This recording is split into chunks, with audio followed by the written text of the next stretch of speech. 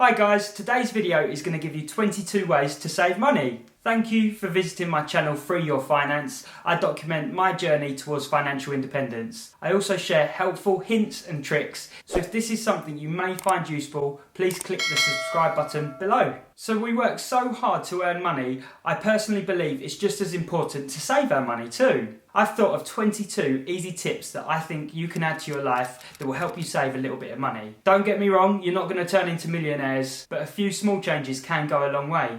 Coffees and lunches. So if you've Googled how to save money, this is probably one you've seen so many times before. But buying a coffee and buying your lunch out can turn into a really expensive habit. If this is something you're doing daily, it can add up to hundreds over the year. Maybe it's something worth considering that you could cut out of your budget. Don't get me wrong, life is all about balance. I'm not saying don't have a coffee, don't have lunch if it's something you really enjoy. Just think about whether or not you're doing it for pure enjoyment or just for easiness and convenience. Bulk buying. So nowadays you can bulk buy food items such as rice and canned items and household items such as fabric softener and cleaning products. Buying in bulk can help you save a lot of money. However, don't forget to make sure you've got enough space to store the items. Comparison websites. So these websites have now been around for quite a few years, such as Money Saving Expert, Go Compare, Compare the Market. You can compare anything from insurances to energy quotes to even broadband. These companies have made their websites super easy to use, and within a few clicks you can get a quote to make sure you're getting the best price possible. It's a really easy saving, especially as some companies are known to slowly creep premiums up. This is because these companies know that so many people don't take any notice of the quotes and a lot of them auto-renew. Even a call to your current provider could help you save a little bit of money. Batch cooking. So this is something I've recently got into. So for a long time I was living on my own and I was trying to cook for just one person. I found I was often ending up with a lot of waste. By now batch cooking portions, I can freeze the extra and have a quick convenient meal when I need one. Save electricity. So this one can be as simple as just turning off the lights. Electricity is one of those ongoing costs that we forget about completely that slowly costs us money over the year. If you can make any small changes to save yourself that bit of electricity, it can really help. Move bank accounts. A lot of bank accounts charge a monthly fee of up to £5 to £10 for you to have an account with them. This is madness. They are profiting from your money by offering mortgages and loans. The only one that should be making money is you. It's very easy to find another bank account that will offer free banking for up to 12 to 18 months, and sometimes you can even find accounts that will offer a reward if you bring your bank account over to them. Don't get me wrong, some of the accounts you do pay for, you can get really good benefits, such as insurances and great cashback. This is something you'll need to decide. Cancel unused subscriptions. So over the years, companies have slowly moved their business model over to monthly subscriptions. It's quite cheeky really, as they know we forget about monthly subscriptions and they just automatically come out of our account each month. Things like Netflix, magazine subscriptions, and even food boxes too. These subscriptions can really add up, so it's well worth looking through your bank statement and seeing if there's any that you're not even using anymore. Again, life is all about balance, so I'm not saying cut out the subscriptions that you regularly use. Voucher codes. So there's two parts to this one. Firstly, when you're going out for a meal, it's very easy often to find a voucher code, especially during midweek. Sometimes these can be, for example, 2-for-1 meals, but it's really simple to search for a voucher code for that restaurant that you're thinking of going to.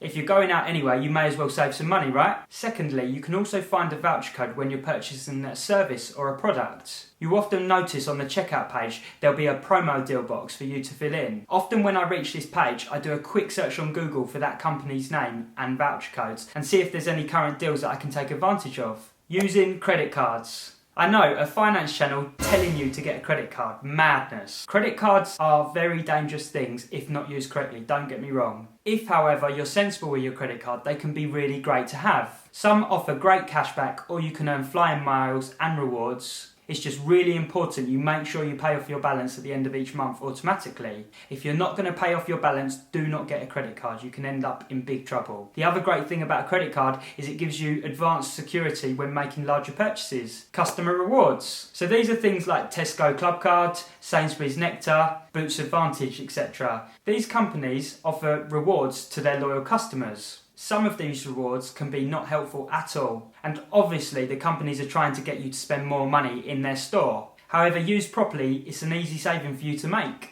The 30-day rule. So this one you might not have heard of, but it's basically saying that procrastination is a good thing. We can all be guilty of an impulse purchase. With the 30-day rule, it encourages you to wait on those large purchases and sleep on it. That will allow you the space and the time to decide if you really do want it. After the time has passed, if you're still desperate for that item, go ahead, treat yourself. If by then you've forgotten all about it and on to the next thing, you know that you've just saved yourself a nice bit of money. Negotiate. So this is something that in the UK we don't really do so much of. However, I think it's still a really important way to save money. There are many companies and trades out there that almost quote expecting to be negotiated, so take advantage of this. There's no harm in trying, is there? I've even managed to negotiate in large high street branches which you would think wouldn't be able to negotiate. Buy used. So the used market can dramatically reduce the price of a product that you may want. An example of this is we recently just sold a bed frame. It was in perfect condition and we only got £40 for it. This bed frame, brand new, would probably be worth £100 to £200. We felt almost ripped off when the buyer walked down the driveway with a brand new bed frame. On the flip side, you can see how this can really work for you. With things like Facebook Marketplace and eBay, there's plenty of spots where you can find those used items at fantastic prices. Trade swap. So if you have a skill that other people may want, it is worth offering that service to someone whose service you want to use. So for this one, I'm going to use an example. But as I've mentioned on the channel before, I'm actually a professional photographer. Now, lots of companies out there need professional photography for their websites and marketing material. Before I request for a quote for a service that I'm interested in, I often see if they actually want some photography work done instead. This saves both of us money and we also both get the service that we desire. Price trackers. So there are websites now where you can set alerts for items or services that you are looking for. Two that I can think of off the top of my head are Price Checker and Skyscanner. With Price Checker, you can enter an item that you're looking for and set an alert when it reaches a price that you're happy to pay for it. With Skyscanner, you can enter a flight that you're acquiring on a certain day and they will email you when they think there's a really good deal compared to previous prices. Now, don't get me wrong, today's price might be the best price that that item or service ever is, ever again. So this is something you'll need to decide yourself. Yearly insurance. So again, two parts to this one. Firstly, when getting something like car insurance, it's really important to try and pay yearly if you can. A lot of people automatically go onto monthly payments, which can often cost slightly more and mean you end up paying more for your premium over time. The second part is something like a travel insurance, for example. If, like me, you love travelling and you go away a few times a year, often a yearly travel insurance can work out much cheaper than buying individual insurances for each trip. It's important you get a good travel insurance that covers all the places that you're planning on going on that year. Petrol app. So for this one, I'm going to go over onto my laptop. So there are now apps and websites that you can compare current fuel prices. You simply enter your postcode and hit search, and you can find the best price fuel close to your current location. The example I'm using is actually the postcode for the Tower of London, as I don't want to give out my address to the whole wide world. However, when I've done the search close to my home, I've seen differences in prices of up to 20p a litre. As you can appreciate, this can be a huge cost saving, especially if you're doing hundreds of miles each week. Gone off food.